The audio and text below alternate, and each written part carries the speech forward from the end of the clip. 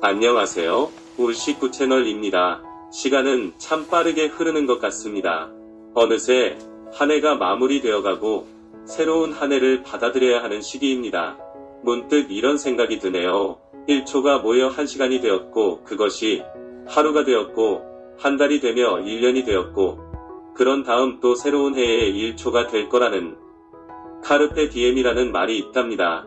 현재를 잡아라 라는 말입니다. 흔히들 과거나 미래에 얽매이지 말고 오늘, 지금에 충실하라 라는 말을 하고 싶을 때 쓰는 표현입니다.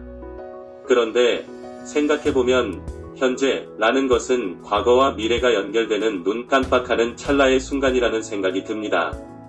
그 짧은 순간을 잡는다는 것은 어떻게 보면 불가능한 일인 것 같습니다.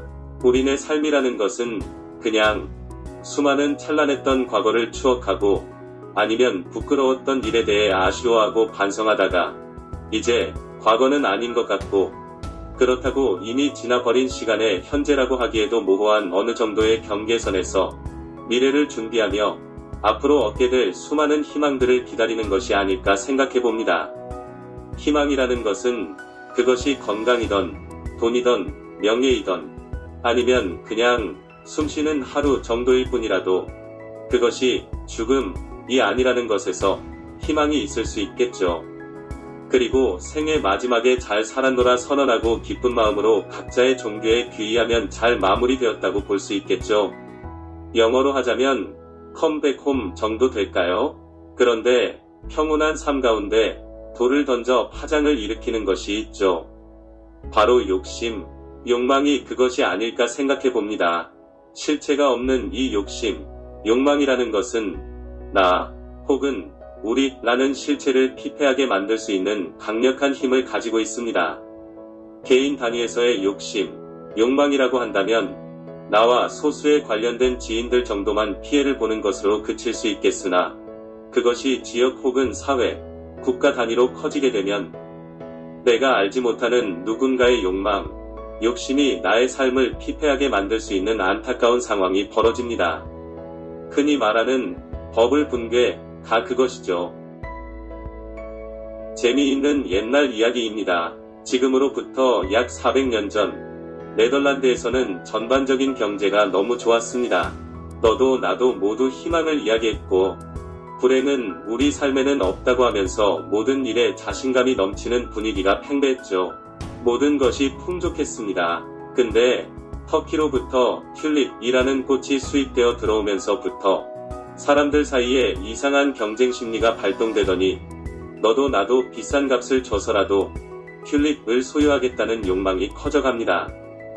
그 영향으로 1센트 동전 크기만한 튤립 씨뿌리 한 개가 당시 대저택 한 채 값에 거래되는 기이한 현상이 일어나게 됩니다. 인류 최초의 버블이었습니다. 튤립의 가치가 지나치게 과하게 정해졌던 것이죠. 당연히 시간이 지나면서 자기의 가치를 찾아 가격은 폭락하게 되고 네덜란드 국가 경제는 폭망하여 당시 유럽의 패권 자리를 영국에 내어주게 됩니다. 버블 붕괴 정말 무시무시하죠. 몇 가지 옛날 이야기 더 해보겠습니다. 1914년 7월부터 1918년 11월까지는 유럽 대륙에서 1차 세계대전이 벌어졌죠. 약 4년 정도의 기간 동안 유럽 대륙은 그야말로 쑥대밭이 되어버립니다. 근데 미국은 그 당시 유럽 여러 국가에 무기와 식량을 거의 독점으로 공급하여 유럽에 있던 대부분의 금을 미국 대륙으로 쓸어갑니다.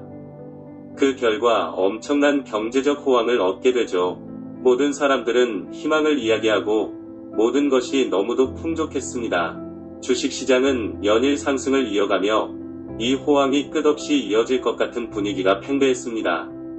더 큰 돈을 벌어보자 하여 너도 나도 주식시장에 돈을 집어넣었습니다. 1929년 당시 미 대통령 후보는 미국은 가난을 종식하는 국가가 되었다라고 선언하기에 이릅니다. 그러나 그 호황은 1929년 10월 24일 목요일 장중 하루 약 12%의 지수 폭락 블랙 서즈데이를 시작으로 1932년 7월 초까지 약 3년간 점진적으로 총 89%의 주가지수 폭락으로 이어집니다. 찬란한 호황의 버블이 붕괴되고 대공황이 시작되는 시점이었습니다. 폭락한 주식시장은 나중에 1954년 11월 23일, 약 20년 후에나 대폭락 이전의 수준으로 회복되게 됩니다. 그 가운데 미국 경제는 극심한 침체 속에서 상점에 물건은 넘쳐나는데 사람들은 돈이 없어 물건을 사질 못하는 심각한 경기 침체의 열병을 앓게 됩니다. 1776년 애덤 스미스에 의해 탄생된 자본주의는 같은 해 태어난 미국에 의해 그 찬란한 꽃을 피우다. 자본주의의 맹주 미국의 대공황으로 인해 최초 자본주의 이념의 근간이 흔들리며 국가의 적극적인 시장 개입을 유도하는 케인즈 경제주의식 수정 자본주의로 전환되게 된 계기가 되었습니다. 이를 통해 대표적으로 서킷 브레이커, 주식 최대 등락폭 규제 마이너스 30%와 소셜 시큐리티 제도 그리고 실업수당이 법으로 제정되기도 합니다. 1973년 중동연합국 대 이스라엘 간의 4차 중동전쟁이 발발하면서 중동 산유국 중심의 오펙은 시장 충격의 극대화를 목표로 원유 감산을 결정하고 이를 통해 원유 가격은 감산 한 달 새 배럴당 이전 9달러에서 12달러로 313%의 가격 폭등을 불러왔으며 가격 폭등에 편승하고자 했던 러시아와 베네수엘라 등의 산유국들도 동시에 가격을 인상하며 전 세계를 경제적 파탄으로 몰아갑니다. 2차 세계대전 후 유럽 대륙 복구를 통해 경제의 부흥을 이루던 시기에 다시 한번 찬물을 끼얹어버리는 사건이 됩니다. 오일 쇼크로 인해 미국의 S&P 500 지수는 1973년부터 2년간 48% 폭락하였고 폭락 전 수준으로 회복되는데 6년이라는 시간이 소요됩니다.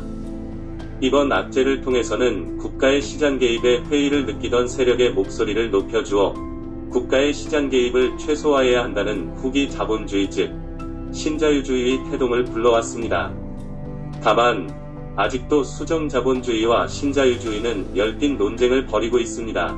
오펙 입장에서는 비록 전쟁에서 이스라엘에 패하긴 했으나 그간 열강 제국주의에 약 85% 장악되었던 유전을 거의 대부분 되찾아오는 계기가 되었다고 합니다.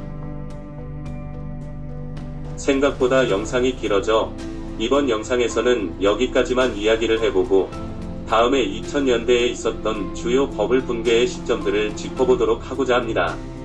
본고지신이라는 말을 잘 아시는 분들도 계시고 처음 들어보는 분들도 있을 텐데 세계 4대 성인 중에 한 명인 공자, 컨퓨시어스의 말입니다.